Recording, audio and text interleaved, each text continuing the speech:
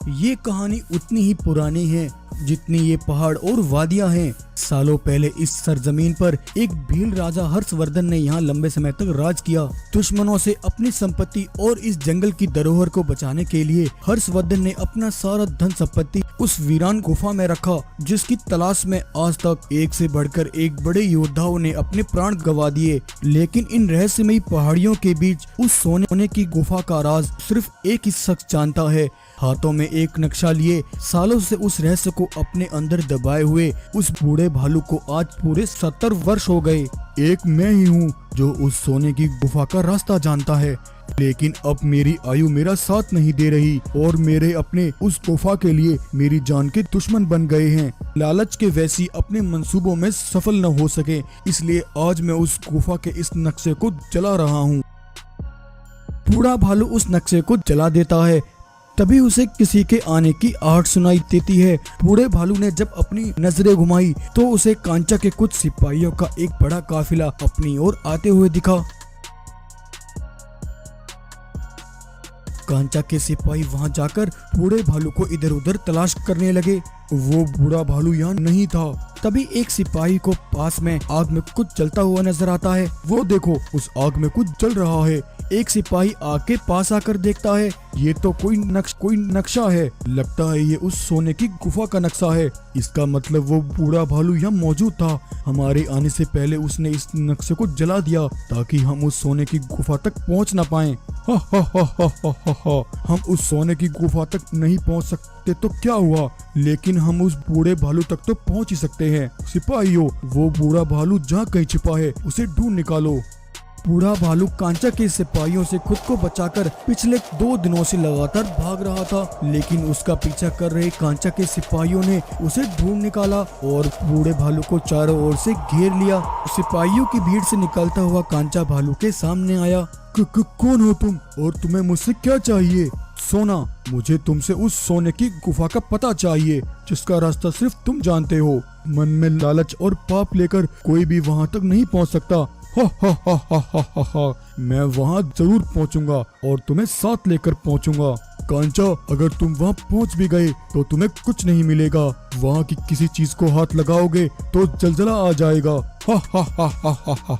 जलजला भी मैं हूँ और तूफान भी मैं हूँ।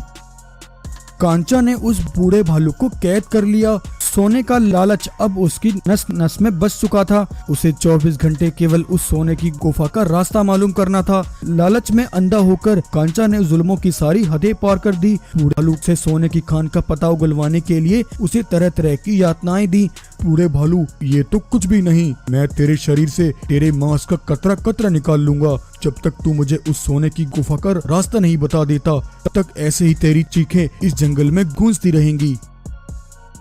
एक दिन वीर सत्या उस जंगल से गुजरता है। तब उसने जंगल में से कुछ आवाजें सुनी। सत्या उन आवाजों का पीछा करते हुए थोड़ा आगे बढ़ा और उसने देखा कुछ बाघ मानव सिपाही एक निहत्थे बूढ़े भालू पर जुल्म कर रहे हैं। बूढ़े भालू, जल्दी बता, गुफा का रास्ता कहाँ से होकर जाता है? तेरी भलाई इसी में है कि तू हमें जल्द से जल्द उस गुफा तक पहुँचा दे, वरना तेरी हड्डियाँ भी तेरे परिवार वालों को नसीब नहीं होंगी। सत्या ने जब ये सुना तो उसने हिम्मत करके वहां जाकर उन बाघ मानव सिपाहियों पर हमला किया और एक के बाद एक उन सबको वहीं ढेर कर दिया। सत्या ने देखा बूढ़े भालू की सांसें अभी भी चल रही थी।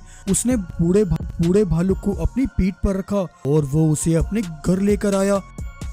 सत्या ने बूढ़े भालू की देखभाल की और उसका इलाज किया। कुछ दिनों बाद बूढ़े भालू को होश आया। बेटा, तुम कौन हो और मैं यहाँ कैसे आया?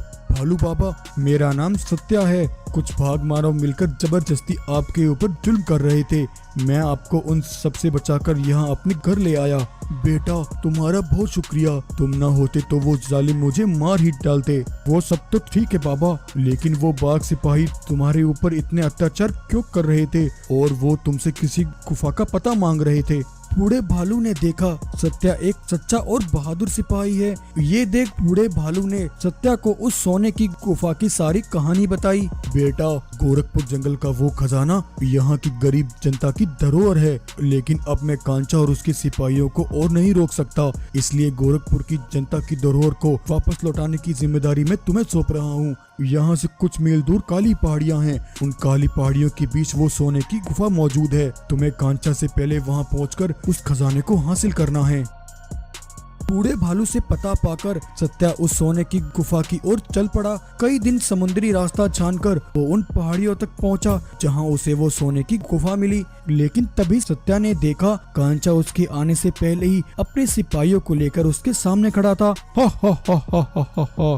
सत्या, खा गई ना चक्कर। तुम्हें क्या लगा था तुम इस खजाने को यूं मुझसे उड़ा ले जाओगे? तुम यहाँ कैसे आए और तुम्हें इस गुफा का रास्ता किसने बताया? दरअसल जब बूढ़ा भालू सत्या को सोने की गुफा का रास्ता बता रहा था, तभी सत्या के घर के बाहर छिपे कांचा के एक सिपाही ने उनकी सारी बातें सुन ली थी और सिपाही ने फौरन जाकर कांचा को वो सब बताया। और इस तरह कांचा अपने सिपाहियों को लेकर सत्या के आने से पहले ही वहां पहुंच गया। सिपाहियों, बंदी बना लो इसे। कांचा के सिपाही सत्या को कैद कर लेते हैं। कांचा, ये तुम क्या कर रहे हो? ये खजाना गोरखपुर के गरीब जानवरों का है। हा हा हा हा हा हा हा। ये खजाना सिर्फ मेरा है। इस सारे खजाने पर सिर्फ मेरा हक है और आज मैं तेरे सामने इस सारे खजाने को यहाँ से लूट कर ले जाऊंगा।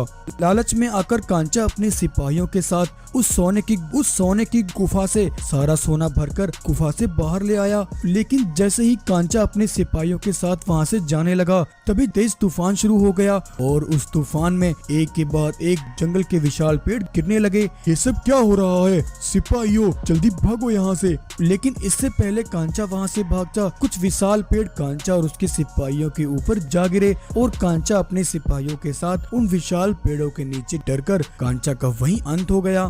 सत्या सारा सोना लेकर गोरखपुर जंगल वापस लौटा और उसने वहां आकर वो सारा सोना गोरखपुर के गरीब और मजलूम जानवरों में बांट दिया और इस तरह गोरखपुर जंगल आज फिर से खुशहाल हो गया। तो ये कहानी आपको कैसी लगी? अगर कहानी अच्छी लगी हो तो वीडियो को लाइक करें और ऐसी ही मजेदार कहानियां देखने के लिए हमारे चैनल को सब्सक्राइब